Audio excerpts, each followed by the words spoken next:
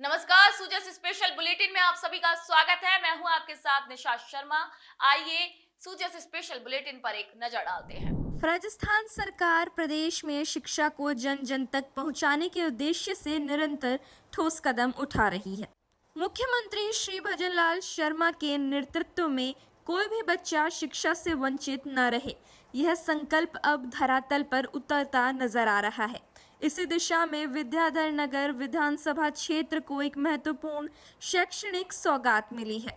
उप मुख्यमंत्री दिया कुमारी और डिप्टी सीएम श्री प्रेमचंद्र बैरवा ने विद्याधर नगर में 5 करोड़ रुपए की लागत से निर्मित राजकीय कन्या महाविद्यालय के नवीन भवन का लोकार्पण किया। साथ ही लगभग 5.5 करोड़ रुपए की लागत से बनने वाले दूसरे चरण के भवन विस्तार का शिलान्यास भी किया गया।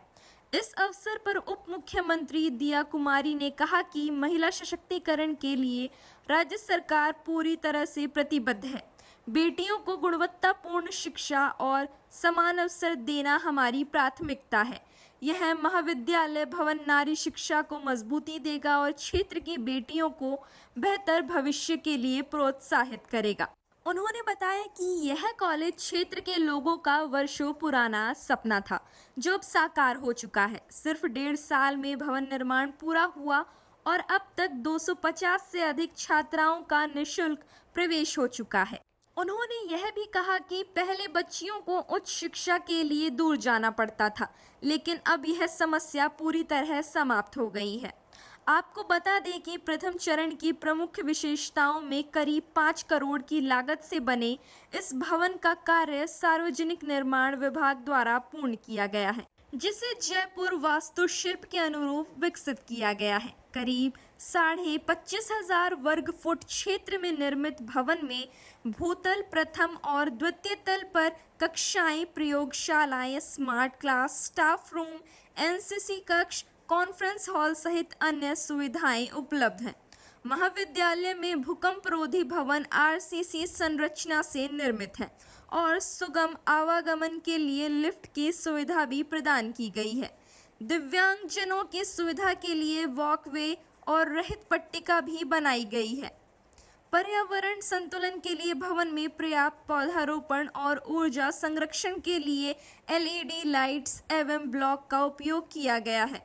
स्मार्ट क्लासरूम, इंटरनेट जैसी आधुनिक सुविधाएं भी उपलब्ध कराई गई हैं।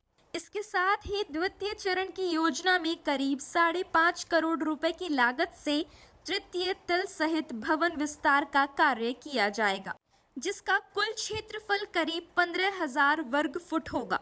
इसमें सड़क, पार्किंग और कैंटीन जैसी सहायक संरचनाओं का निर्माण भी शामिल है। महाविद्यालय की सुरक्षा के लिए पूरे परिसर में सीसीटीवी कैमरों की व्यवस्था की जा रही है।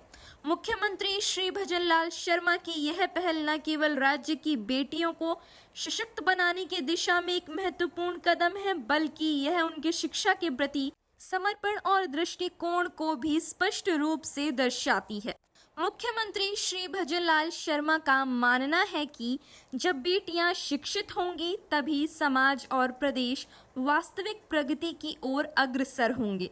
राज्य सरकार द्वारा लिए जा रहे ऐसे निर्णय नवाचार, समानता और समावेशी विकास की भावना को मजबूत कर रहे हैं, जिससे राजस्थान की बेटियों को अपने सपनों को साकार करने का अवसर मिल रहा है। मुख्यमंत्री श्री भजनलाल शर्मा के सतत प्रयासों से राजस्थान की शिक्षा व्यवस्था में तेजी से सकारात्मक बदलाव देखने को मिल रहे हैं। राज्य सरकार समाज के अंतिम तबके तक गुणवत्तापूर्ण शिक्षा पहुंचाने के लक्ष्य के साथ हर मोर्चे पर फ्रंट फुट पर खड़ी नजर आ रही है। सरकार की योजनाओं और नीतियों का ही परिणाम है कि आज राज्य के सरकारी विद्यालयों की तस्वीर बदल चुकी है।